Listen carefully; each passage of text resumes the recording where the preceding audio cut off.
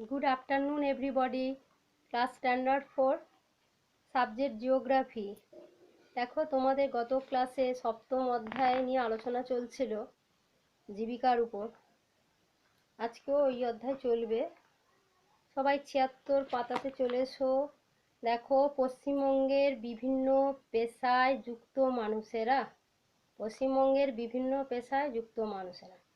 পশ্চিমবঙ্গে নানা রকম পেশায় আছে, কে কোন পেশায় কাজ করে যুক্ত, সেই বিভিন্ন লোকরা কোন কোন পেশায় যুক্ত তা আজকে আমরা পড়ব। কৃষি কার্য। ভারতবর্ষ কৃষি প্রধান দেশ। পশ্চিমবঙ্গের প্রায় 70% জন লোক কৃষিকার্যের সঙ্গে যুক্ত। তাহলে পশ্চিমবঙ্গের প্রায় কতজন কৃষিকার্যের সঙ্গে যুক্ত?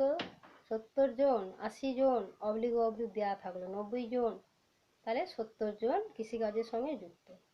পশ্চিমবঙ্গে মৌসুমি বায়ুর প্রভাবে প্রচুর বৃষ্টিপাত হয়।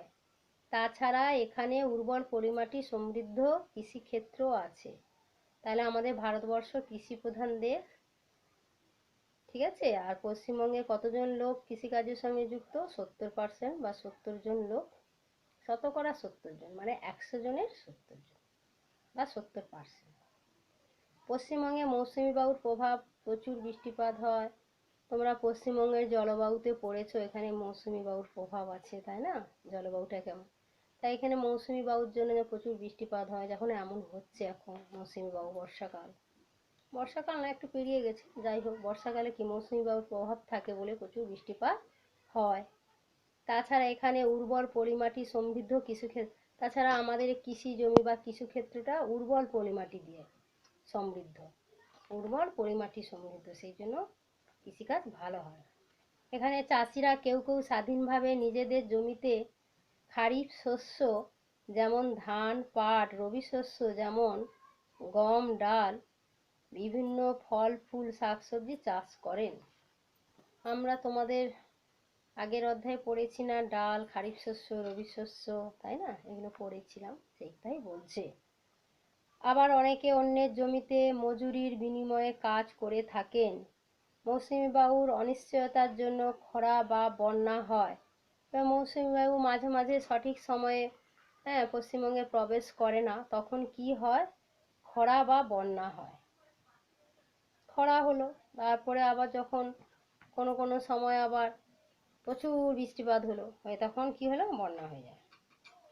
তার ফলে চাষের প্রচুর ক্ষতি হয়।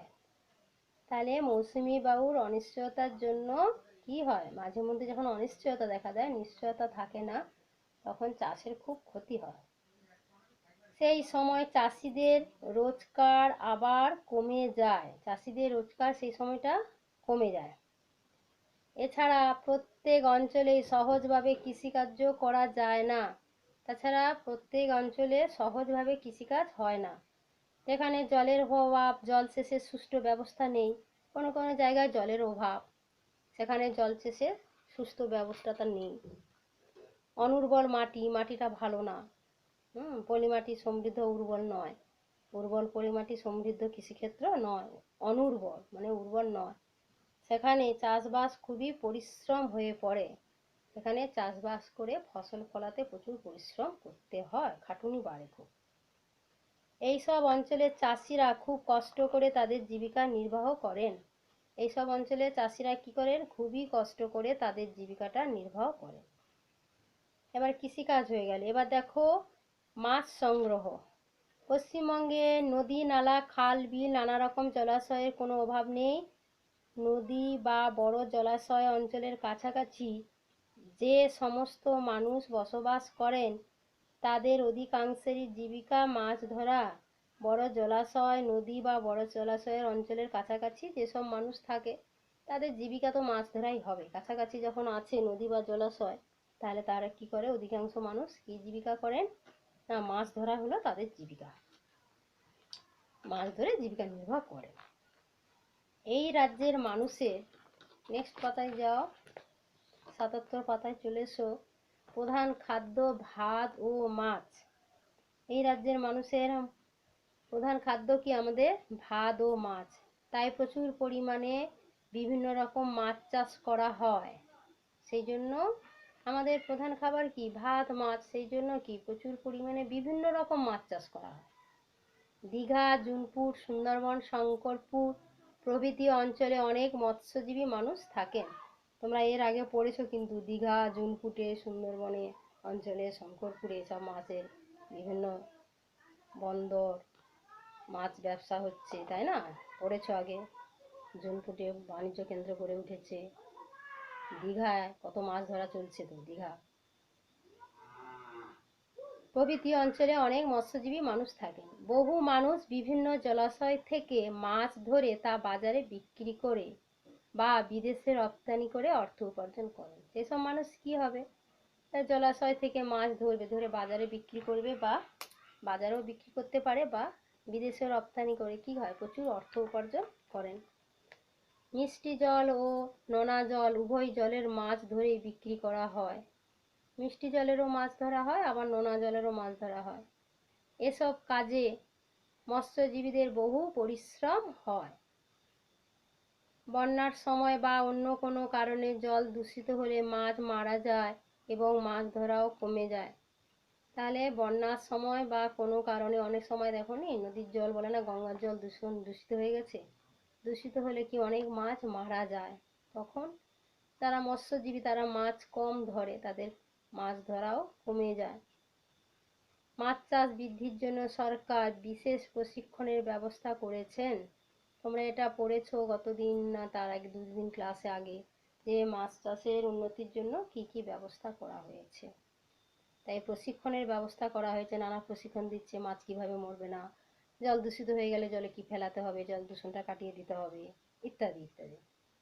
কিভাবে মাছ চাষ করবে, কখন করবে, কোন সময় ছোট মাছ ছাড়বে, কোন সময় মাছটা তুলে নিতে হবে, সমস্ত কিছু প্রশিক্ষণ দেওয়া হয়। মাছ চাষের ব্যাপারে সমস্ত কিছু তাদের প্রশিক্ষণ দেওয়া হয়, শিক্ষা দেওয়া হয়, কিভাবে কি করবে, একটা ট্রেনিং দেওয়া হয়, প্রশিক্ষণ। তারপরে দেখো গবাদি পশু বা হাঁস মুরগি পালন। তাহলে আমরা কৃষিকাজ করলাম, মাছ সংগ্রহ করলাম, এবারে গবাদি পশু ও হাঁস মুরগি পালন। চাষবাস ও মৎস্য সংগ্রহের পাশাপাশি এই রাজ্যের অনেক মানুষ পশুপালনের সঙ্গে যুক্ত। তাহলে চাষবাস মাছ সংগ্রহের পাশাপাশি আর কি করে? পশুপালনও করে। মাছ চাষ করে বলে কি আর পশুপালন করবে না? না চাষবাস করে বলে পশুপালন বা হাঁস মুরগি পালন করবে না, ওগুলো করে থাকে। বিভিন্ন প্রজাতির গরু মোষ পালন করা হয়, বিভিন্ন প্রজাতির। দুধের জন্য, মাংসের জন্য ছাগল, ভেড়া, শূকর পালন করা হয়। হাঁস ও মুরগি পালন করা হয় ডিম ও মাংসের জন্য। তাহলে বিভিন্ন প্রজাতির গরু মোষ পালন করা হয় দুধের জন্য, মাংসের জন্য কি কি হয়? ছাগল, ভেড়া, শূকর পালন করা হয়। তারপরে হাঁস মুরগি পালন করা হয় ডিম ও মাংসের জন্য। এগুলোকে বলা হয় পোলট্রি ফার্ম। তোমরা দেখেছো গ্রামের দিকে পোলট্রি ফার্ম, এখন বিভিন্ন জায়গায় সব পোলট্রি ফার্ম গড়ে উঠেছে, তাই না? এই সমস্ত জীবিকার সাথে পশ্চিমবঙ্গের বহু মানুষ যুক্ত। এই জীবিকায় উৎসাহ দেওয়ার জন্য সরকারের পক্ষ থেকে বিশেষ প্রশিক্ষণ ব্যবস্থা ও অর্থ সাহায্য করা হয়ে থাকে। এই যে পোলট্রি ফার্ম, এইসবের জন্য আবার বিভিন্ন প্রশিক্ষণের ব্যবস্থা চলছে। কখন মুরগি, হাঁস মুরগির অসুখ হয়, বিভিন্ন অসুখ হয়, ওষুধ খাওয়াতে হবে। তোমরা তো জানো মুরগি টুরগির কত অসুখ হলো, অসুখ হলে কি হয়? মুরগির পালক টালকগুলো উঠে যায়, কেমন হয়ে যায় না, ওষুধ খাওয়াতে হয়। নানা প্রশিক্ষণের ব্যবস্থা সরকারের পক্ষ থেকে করা হয়েছে, আর অর্থ সাহায্য করা হয়। যারা পোলট্রি টোলট্রি এই যে করছেন, তাদেরকে কিছু অর্থ সাহায্য করা হয়। যারা পোলট্রি, হাঁস মুরগ এসব চাষবাস করেন তাদের। তাহলে সমতা বজায় থাকলো। মাংস ডিমের তো চাহিদা আছে না, সেটা তো তৈরি হতে হবে। এদিকে সরকার এখন প্রশিক্ষণের ব্যবস্থা করছে। তারপরে মাছ, আমাদের প্রধান খাদ্য ভাত মাছ, মাছের দিকেও সরকার গুরুত্ব দিয়েছে, বিশেষ প্রশিক্ষণের ব্যবস্থা করেছে, এভাবেই আর কি। তাহলে আজকে পশ্চিমবঙ্গে বিভিন্ন পেশায় যুক্ত মানুষেরা, কেউ কেউ কৃষিকাজে যুক্ত আছে, কেউ কেউ মাছ ধরছে, কেউ কেউ গবাদি পশু হাঁস মুরগি পালন করছে, আবার কেউ কেউ কৃষিকার্য করছে, গবাদি পশু হাঁস মুরগি পালন করছে, আবার কেউ কেউ মাছ সংগ্রহ করছে, আবার গবাদি পশু মুরগি পালন করছে। একটার সঙ্গে আর একটাও যুক্ত হতে পারে, একটাও করতে পারে, তাই তো বিভিন্নভাবে মানুষেরা যুক্ত আছে। আজকে এই পর্যন্ত, তিনটে থাক, বনজ সংগ্রহটা আমরা পরের দিন পড়ব। বনজ দ্রব্য সংগ্রহ, তারপরে আছে খনিজ কাজ, ব্যবসা বাণিজ্য, সেবামূলক কাজ, আর একদিন হবে অধ্যায়টা। তাহলে আজকে কত দূর হলো দেখো, 76,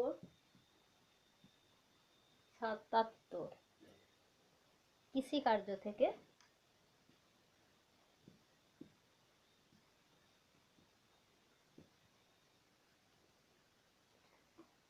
কৃষিকার্য থেকে চলে এসো,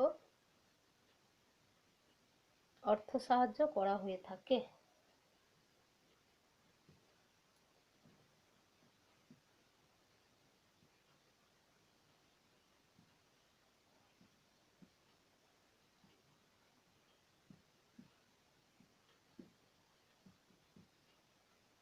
থাকে কি না, মন দিয়ে পড়া,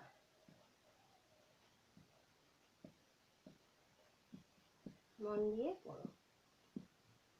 এই পর্যন্তই পড়া থাকলো। Thank you everybody, thank you so much.